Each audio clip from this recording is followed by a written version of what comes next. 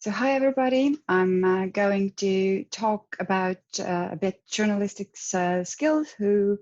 What skills do journalists utilize while doing fact check, especially in their everyday work? Since we know that fact check is part of journalistic skills that reporters do use daily while reporting stories, we had the question, do journalists use fact-checking for fact-checking certain skills in the context of information disorder? Are those skills somewhat different from conventional journalistic skills? And what are the factors that influence the utilization of these skills? We interviewed 20 reporters from Estonian newsrooms in online and newspapers, radio and television reporters were included. And we mixed methods, which means that we used semi-structured interviews in combination with think aloud method, for which we created 4 different case studies based on our own journalistic experience, since I've worked as a journalist for 12 years, but also consulting with different journalists and by going through cases that have actually happened. And we constructed cases how journalists could become in contact with malinformation or disinformation or any other form of information disorder for that matter. So I'm now going to present the preliminary results of this study, and we're going to go through this with case by case. So the first case that we presented to the journalists were as if this breaking news story had been published on some news site with this headline, and also with the information that 30 people have been killed in this plane crash. With this photo, and also since the interviews were conducted during the wintertime, the photo should have rose some sort of critical thinking, and also the site was mentioned. So what can we say about the results of how the journalists discussed what they would do with that sort of information was that we saw that there is still lack of critical assessment of visual information. For example, this plane not in any way could contain 30 people. But what we also saw was that journalists did not think of fact-checking before publishing. If that sort of information they were exposed to, they would publish it first and then start checking the actual facts. So the second case study was a tweet by the Estonian Veterinary and Food Board, and it was accompanied by a press release. It all looked legit, so to say, but also the press release, it was written in the form of a very conventional news.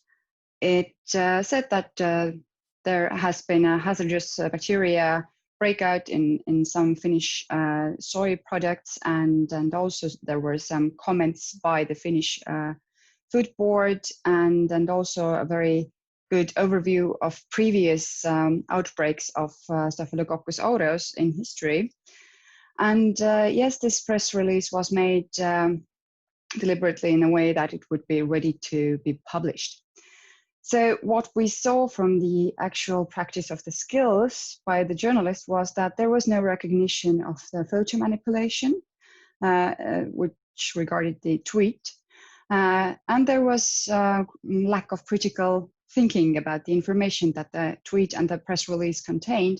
For example, the following and the followers in the tweet that you can see here are 0 and 1, which could have or should have raised some thinking of this might not be real. And also checking the information regarding the bacteria and other information pieces that were given in the press release. Some of them were taken like, it must be true if it's written there.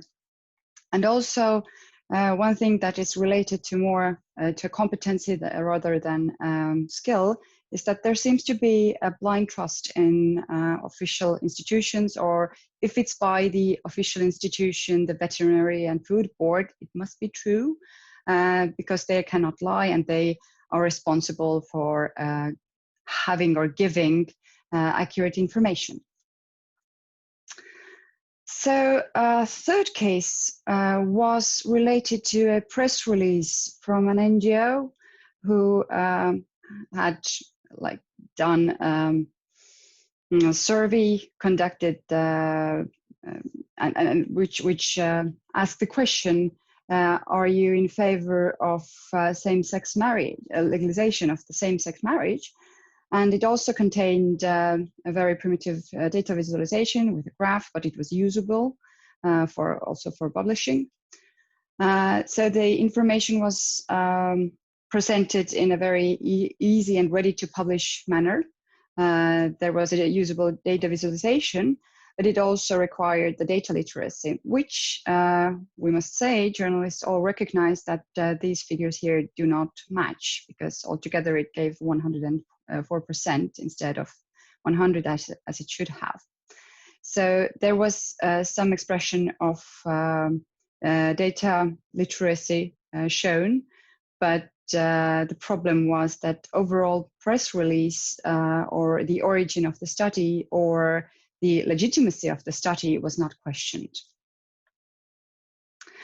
And the fourth case study was a opinion article sent by a young data activist who was findable on Facebook, on the internet, from a high school which had a similar name with a real school. And it was well argumented, but the argumentation was based on false information.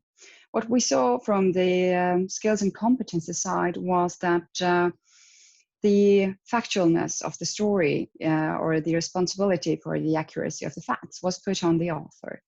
And also, if the argumentation or was convincing, it gave the journalist the legitimacy to say that I will not check these facts because it's like, well, it's convincing and it's the responsibility of the author.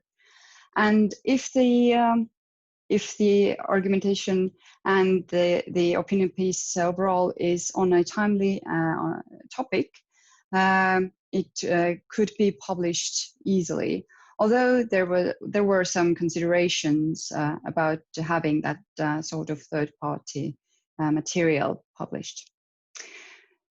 So what can we say based on this study is that there are certain skill sets that support especially recognizing different forms of information disorder, which are somewhat different from the conventional skills and competences that the journalistic reporting requires.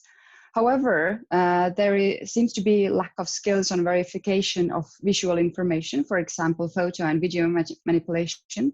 And this is a very serious outcome because when we talk about deepfakes or any other that sort of manipulation, this is getting more and more serious. There seems to be high trust in public officials and also expert studies or studies in that sense overall, which means that the time is spared when the information is well packaged in a form of news, visualized data, and so on. The good indication is that the data literacy seems to be there to some extent. Of course, with the society getting more and more datafied, and there seems to be more manipulations with data also possible. Data literacy skills also demand attention, special attention to those journalists who are not very or too often exposed to data and data stories in general. And when we talk about the aspects that support sparing time on fact-checking before publishing, then time pressure, especially when we talk about online and the radio, which are under constant time pressure and promote fast and timely publishing. And also, if the information is well packaged and ready to publish, it paves the way for false information being published. One more thing that we noticed is that the journalists who are more experienced, they tend to trust their gut feeling, which means that they do fact checking in a way that they have done maybe for years, which may also make them incautious, especially when we talk about manipulations with information regarding data, video, photo, or packaged information. So special attention should be also put on those experienced reporters who may not perceive or acknowledge their shortcomings in the skills while working with information that might not be true. In a nutshell, this is the overview of our study. Thank you.